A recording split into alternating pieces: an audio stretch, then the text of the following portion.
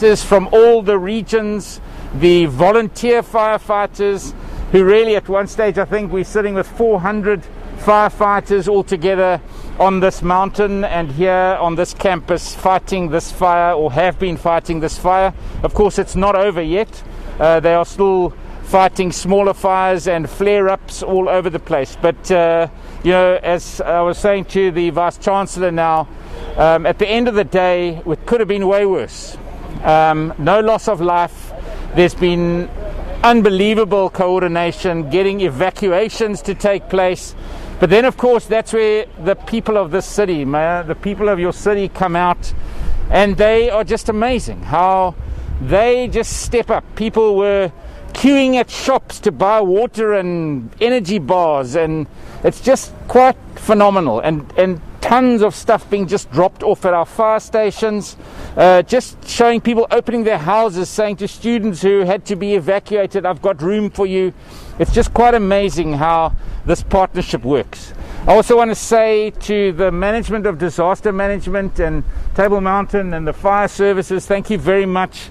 As maybe Minister Bradell will add just now, when you invest in these kind of services, you know, when you're having that budget discussion, it's always a tough budget discussion because you're budgeting for something that you don't know is going to happen, but you've got to presume it's going to happen. And it's at times like this that you know that that investment has paid off. When you invest into these teams of people who step up when is needed, just like this. And then, of course, all of those volunteers that come around it. So, first of all, Vice-Chancellor, thank you very much to your team here for showing us around. I really am so sorry at seeing the damage, but as you said, it could have been way worse.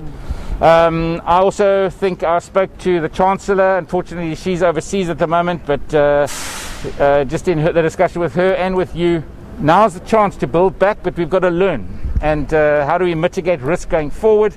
And I think there can be no better team than a team of your various professors of architecture, of structural engineering, professors, you know, who really can apply their mind, and students as well. How do we mitigate this kind of risk going forward? This is not the first fire that we've had that just baffles your mind, where they just happen randomly. We've got to start to understand how this happens, and we mitigate the risk. And of course, from our side as government, I just want to say thank you, and let's build back better. And we'll all be there. We've already got commitment from the province, from the city, and from your team. Let's build a team that we build this thing back better. But really, I mean, I just want to say my gratitude to everyone who is involved in just stepping up to make sure we mitigate risk as much as possible. It really is heartwarming to see such amazing teams that just step up and make things happen. So thank you very much, and really good to be here. Thank you very much, Premier. So we'll now hand over to Mayor Plato. Thank you very much. Good afternoon once again. I've seen most of the journalists earlier today at the Roland Street. But I want to confirm what the Premier said. I think jointly, UCT, the City of Cape Town Province, the residents, jointly we will overcome the shock. It's a major shock right in our backyard. But I think we do have the resilience needed in us to overcome this issue. Our fire services is here since yesterday. They will stay on scene. The relief teams just move in to take over from the day team. There is still patches of smoldering taking place in the library. That needs to be dosed down, and we can't want to rest on the laurels. We don't know what might happen overnight.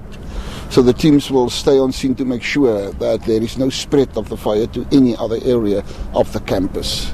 That area is currently contained by the fire services, and we want it to keep like that. Other issues is the wind is not doing us any favors.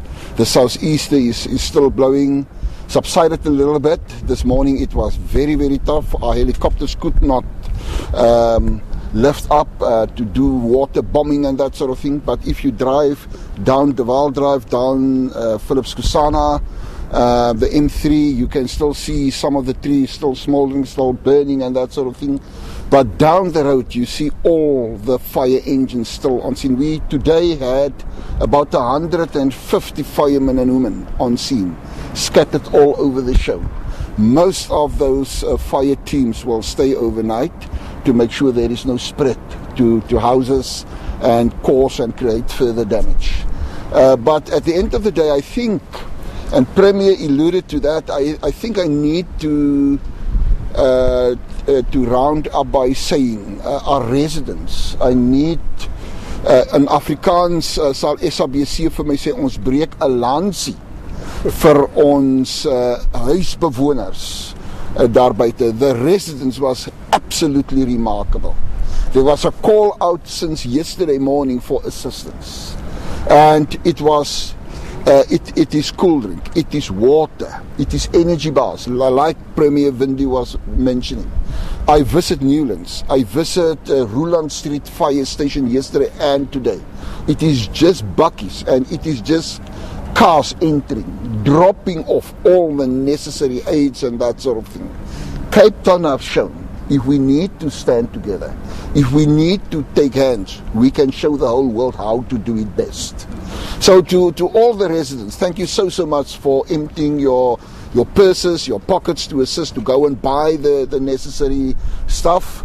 We really appreciate it. And even for them, those assisting the students, an empty room, whatever, a flat in the backyard and that sort of thing, to provide assistance to the students. That too is very, very remarkable. So in saying that, I'm very confident we will overcome this problem. And I am very, very pleased, very happy that all agencies of government, UCT, like any other university, is an entity of the state. That we, as the state as a whole, can take hands and to say we're going to fight this problem as a united front. Today and yesterday we have done so. Thank you very much. Thank you very much, Mayor. So we'll now hand over to the Minister of Environmental Affairs and Local Government, Mr. Anton Bredel. Well, thank you very much. I think most have been said. Mayor, thank you very much for your inputs. You're running a great city. Premier, you run a great province. But I will see you at the next budget conversations. I need to take my opportunity, because in budget cuts it's always very difficult to convince people to invest in something that can happen. And now we must remember, this will not be the first or the last disaster, and it's not the only kind of disaster that can hit us. We've got a very competent team. They do various assessments, and what we must do as government is to provide them with the right training and the right equipment, so when it happens that they can be hands-on. That's actually how we prevent, or how we saved many, many lives. And I'm so grateful for this competent team under the leadership of Colin Diner, the disaster management family, working very closely with one another. And it shows you how, when people work together, we come out tops at the end of the day. Lastly, from my side, I just want to call on the families of the 4 firemen and women that was injured. Our thoughts and prayers goes out to you. We will be there to take your hand and to walk this road with you. May you recover quickly. Thank you. Thank you. Thank you so much. So we'll now hand over to the Chief Director of Disaster Management, Colin Diner, as well as to Table Mountain National Park's Fire Manager, Mr. Philip Prince. Thank you very much, Premier. So I think we'll maybe just give an update on where we are. So I will leave the update in terms of where we are with the fire and the summary to Philip, who's been involved from a command position since early yesterday morning. Philip's very experienced in this area, having dealt with pretty much most of the fires over many years on this mountain. Just to say that when the fire started yesterday, we have to look at this from an integrated perspective. So it's not just the firefighters having to respond. We had to set up command posts. The Mayor spoke about Roland Street. The City of Cape Town set up their command post there. We also had a command post up here at the Newlands Fire Base, and that's from there where the aerial support was able to respond. Obviously, we had problems with the wind, and fortunately last night we were able to troop firefighters up to be able to deal with the fire going high up. The wind came up this morning. I also want to mention the South African National Defence Force assisted. They made their oryxes available. Unfortunately, this morning, as the Mayor mentioned, we're looking at about 60 km/h winds. It's not possible to actually effectively fly in this. It's not safe. And that obviously made the challenge that much bigger for us. You then have to rely on ground resources. And I think maybe just to mention what Minister Bradell said, and that is that we do a lot of preparation. We've developed what we call an integrated wildfire management system, which is probably about around 10 years old now, that we've actually brought in all the different organizations that deal with wildfires. It's the city, it's the volunteer wildfire people, it's Cape Nature, it is the province, it's all the districts around us. I mean, West Coast actually offered to send resources down. And that's why we could put 400 plus firefighters on the ground to deal with this fire. So I think that's really where the strength lies in the system. The city also activated their disaster management center, because we started getting a huge amount, as was mentioned earlier, offers of assistance. That needs to be done properly, because if we do get offers of assistance and we don't manage it properly, that becomes a serious issue for us. So immediately the disaster center activated. The city had their centre, it's at Goodwood. We sent our staff there and we started working together with the university in terms of offers of assistance, etc. And I think that really turned out quite well. I'm going to hand over to Philip now. He's obviously very busy because I think he's dealing with 1 or 2 flare-ups, but he'll be giving you the update of where we are now. Thank you. Thank you, Colin. Thank you, Premier. Thank you, Mayor and Mr. Bradell. I wish I could tell you that the fire is contained. Unfortunately, it's not yet contained. About 2 hours ago, there was a flare-up again below Tafelberg Road in a deer park area, and we've pulled out all our resources, which was on Philip Kogasana Drive. They're now all in the deer park area fighting that fire. So that's where we are at this stage. If we look at the total area, more or less anything between 500 and 600 hectares at this stage. From our side, we've got 170 firefighters on the scene since early this morning. That's firefighters from Table Mountain National Park, working on fire, and the volunteer wildfire services. Unfortunately, as Colin mentioned, the plan was early this morning to dispatch the aerial resources, but because of the wind, we just couldn't dispatch the aerial resources. The wind is still very strong. I just spoke to my guys at the fire at Deer Park. There's still the wind gusting about 60-65 kilometers per hour, and unfortunately with that conditions we just cannot dispatch the aerial resources. So it's still a problem to us. This fire is not going to take 1 or 2 days. It's going to take much longer. Hopefully we can get containment very soon, but to extinguish the fire, in other words to put it out completely, that's going to take more than a week. So we will have resources available, every day at the scene, and just hope for the wind to die down. I mean, fighting a fire, the wind is our biggest enemy at this stage.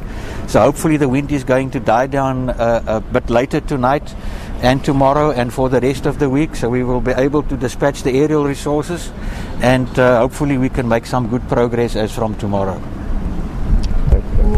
Full name and surname and position, please. Philip Prince, I'm the fire manager for Table Mountain National Park. And also, can I just the last word, what was mentioned as good cooperation and collaboration between the various resources. We work very well with the City of Cape Town Fire and Rescue Services, between Table Mountain National Park and the City Fire Services. We've been together since this fire started yesterday morning, and we mostly work on all the fires, within the peninsula. So there's very good cooperation between us and between our firefighting crews. So, and also to the public that was mentioned in terms of donations that we received from the public, and I think that was the mayor was said that the people of Cape Town was they're just unbelievable. I mean, if you look at all the donations that was delivered at our base at Newlands, and it's still coming in. So to all the public of Cape Town, just a word of thank from us. We really appreciate what you're doing for us. Thank you very much. Thank you very much. So without much further ado, we will hand over to the Vice-Chancellor of UCT, Professor Peking. Thank you very much. I think for us as a university, we are grateful to the city, to the province, Table Mountain staff, and everyone who helped us manage the fire on campus. We wouldn't have been able to be where we are right now without the support, Premier. We really, really are grateful for your team. Mayor, thank you very much. We've had to evacuate about 4,000 students off residences to go into hotels around Cape Town. That wasn't an easy task, and it's all thank you to our staff, wardens, sub-wardens, and all the volunteers who came to help us in that regard.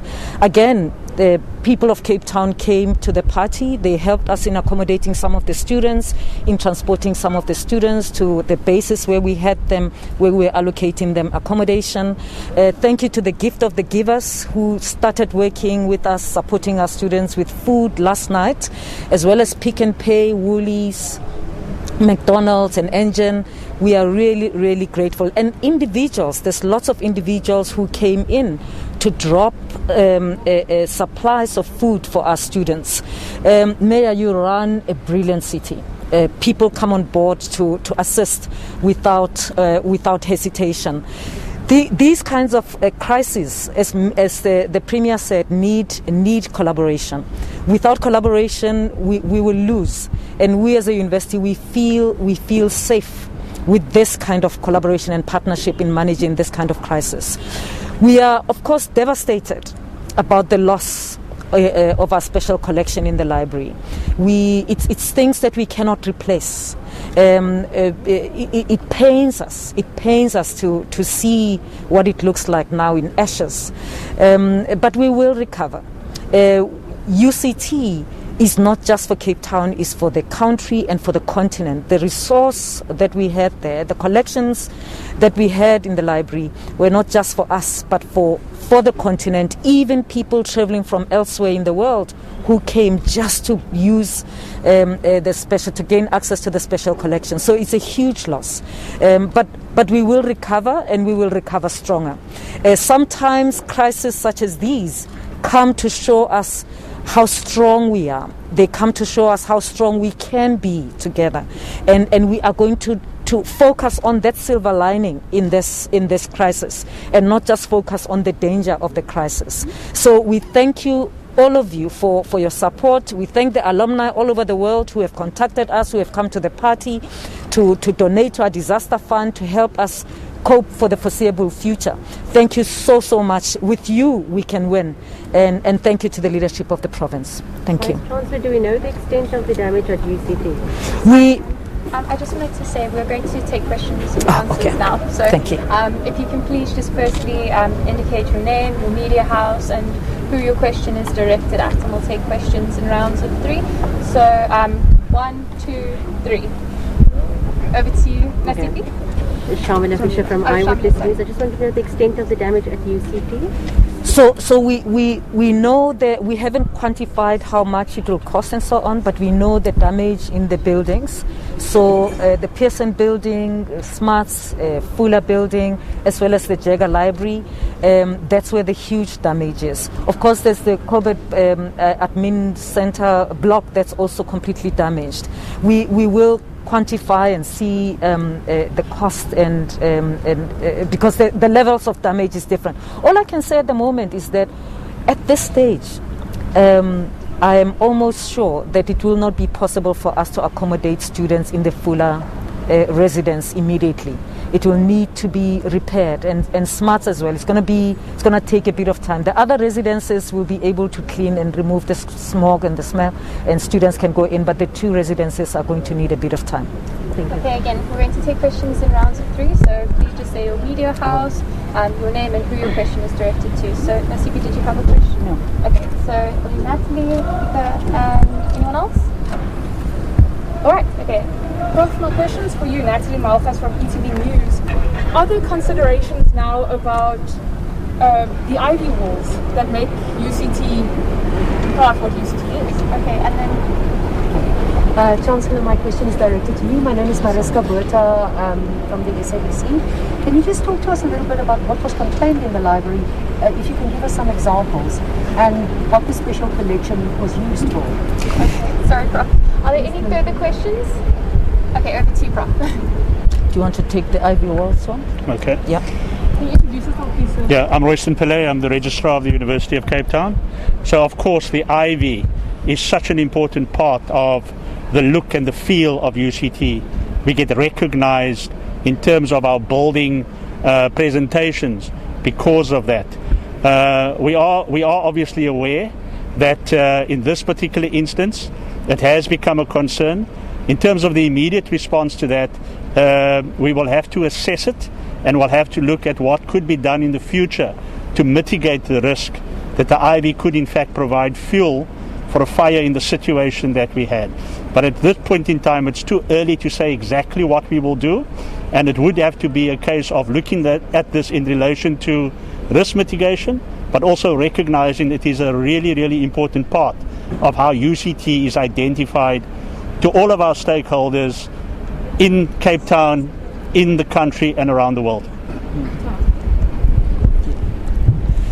So the special collections include it's African literature.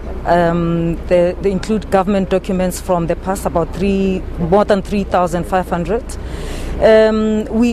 Some of them is digitized. We're going to have to see what's digitized and what's not, and how much we've lost in that regard. Thank you. We'll take our next round of questions. Any hands? Maybe just my apologies. Yeah. Just to the university as well. What is the morale of the students? And are all your students that needed accommodation always sorted out? Yes, the students are all sorted out. All the students that we evacuated from residences are accommodated. Of course, the students yesterday, they were scared, traumatized, they were worried. They waited a bit of time in the places before they were allocated accommodation. But they are relaxed now. We met with the SRC earlier today, and it's the first day, so we're getting everything sorted in terms of the food being on time and so on. So students are currently anyone who's seeing them on Twitter, some of them are very excited, as young people would be. Some of them are thinking, should they be going home or not? But currently everyone's well taken care of. And operations at the university, will you reopen anytime soon? Well, the buildings, even if we clean, it is not just cleaning. We're looking at when will it be possible for people to walk in them and work. We had thought Wednesday would be possible, but at this stage it seems not. I don't know if you have any other additional information. Maybe just to say that, of course, yesterday the priority was life and limb and taking all the necessary steps to make sure that everybody was safe. Today, the assessment of the damage, that process has commenced, and of course, we need to get our operations back up again. That is a really important urgency. But of course, we've got to do that safely, and we've got to do that in a responsible way. So these issues are being discussed as matters of urgency, and when we are in a position to give an indication that is not going to sow doubt, that is not going to cause further anxiety, we will certainly communicate that. But it is the case that it is very, very important and very urgent that the business of this institution, that we manage to bring it up online again in terms of our operations, and to do so safely and responsibility. But it's a matter that is urgently on the radar, and it's enjoying attention currently. Thanks. Are there any final questions? Okay, Premier, would you like to just close us off? Well, once again, can I thank first of all of you for coming out and helping to spread this message, and once again thank you to every single part of this collaborative approach of how we all come together to deal with any crises that come along our way. We're still in the middle of a pandemic. I was just about to say we're a bit close together at the moment. We've got to keep making sure we keep the curve flat, because we've got to mitigate that next risk, which is the third wave, while we're getting vaccinations happening. But once again, to everybody who's played their part, thank you very much, and let's just keep it going. We're not through it yet, and I wish the firefighters all the best of luck for the next week, as was said, till we get all of those last bits put out. So thank you. Thanks. Thank you. Thank you. Thank you. Thank you very much. So much. Thank you. Thanks, everyone. All right, so that was the press briefing there, just on the steps there of UCT. We heard from Premier Alan Winde, and of course he was there to assess the damage, but also to be briefed on the status of the wildfire. Unfortunately, word there from the firefighters that there has unfortunately been a flare-up at the moment, and also quite sadly that of the 175 firefighters that have been deployed throughout Cape Town, that 4 have been injured, but I guess thankfully we can say that there haven't been fatalities. Also hearing from Dane Plato, the mayor of Cape Town, as well as the Vice Chancellor Mokgweetsi Pakeng of UCT, saying that they got a lot of help from even private residents to transport to accommodate students. So really giving a word of thanks there, but also saying that sadly some of these things that have burnt in the Jager Library in particular cannot actually then be replaced, but saying that the varsity will indeed rebuild. So that's that press briefing that we had been awaiting from just outside UCT. Let's take a short break. I'll be back with you at the top of the hour.